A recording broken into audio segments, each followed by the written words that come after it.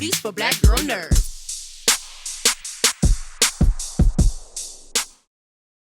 Here we go. This is Angelica Monk, and she's from Black Girl Nerds. Hey! And she's got 5 questions. The first one is for Soleil. How did Punky's style develop into adulthood, and what signature pieces from the original series will we see on the new show? Oh, Punky is still so spunky. She's still punky.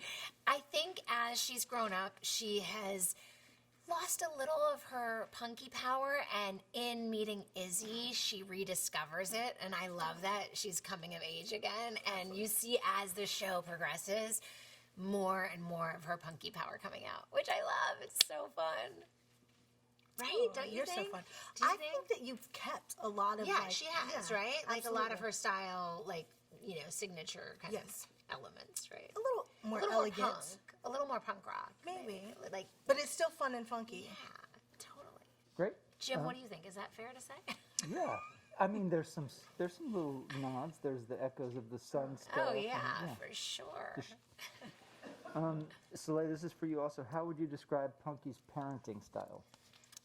I think Punky's parenting style is very similar to mine in some ways, which is that sometimes I feel like my kids are raising me, and and they really are my greatest teachers. And so I'm still always mom, but I think I learn so much more from them than I ever could have imagined. That's awesome. Cherie, this is for you. How has Cherie and Punky's friendship evolved now that they are adults? Wow, Punky and Cherie's friendship has evolved into getting to know each other more. There's conversation without words that happens a lot. And I think that it just got deeper and deeper and deeper. And we realized that not only is she my best friend, but she's also my soulmate. Like, we were definitely meant to be. Oh, boo. And going back to the punky power thing, what I was going to say is it's not that either one of us, because I feel like we both have our Cherie power and our punky power. I think for Punky, she's just gone through a divorce and she's a single mom. And so that's what I mean by her. She's really rediscovering herself.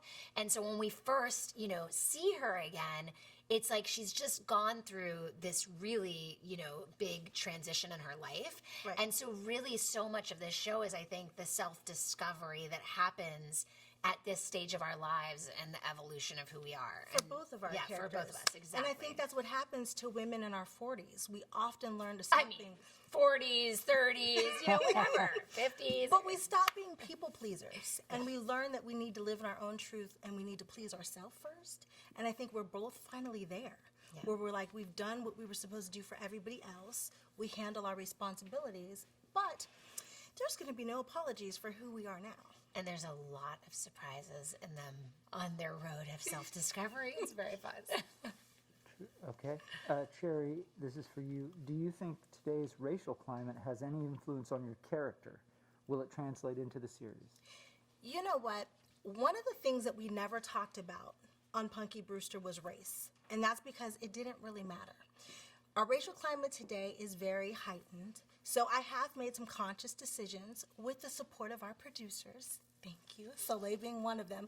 One of the first things I said that was important to me is I have a 6-year-old daughter. I don't want to straighten my hair anymore.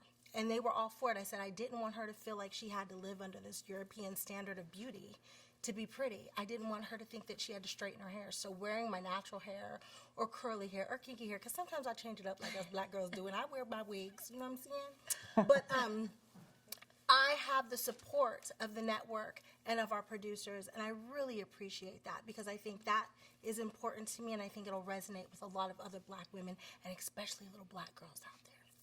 So thank you. I love you. Thank you. This one is for both of you guys. What do you hope audiences take away from the new series? You want to start? Of course. The big thing for me about what I want audiences to take away from this series is we grew up with you guys. So now you will be introducing your children to the people that you grew up with. And we really are friends. Yeah. So I just want the kids to have the same experience that you guys did, that we did on the show. Totally. I feel like it's such a family viewing experience together. And we've worked so hard at keeping the heart of the original. And we are so much Punky and Cherie. Truly, we always say, like, where does one end and the other begin, you know? And I think this show, more than anything, we're making it with love and and staying as authentic as we possibly can. And I think in that, we hope that you feel the love, and that it also will give, you know, laughter and healing. I think the world needs it now more than ever. Absolutely. And to create dialogues amongst our families, and to really to just be able to drink it in and love it as much as we do. And it's still real. We still tackle those hard topics. We're still growing together and with you. That's terrific.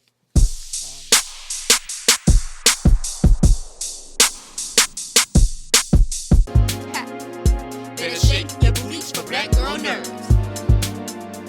Better shake your booties for black girl nerves.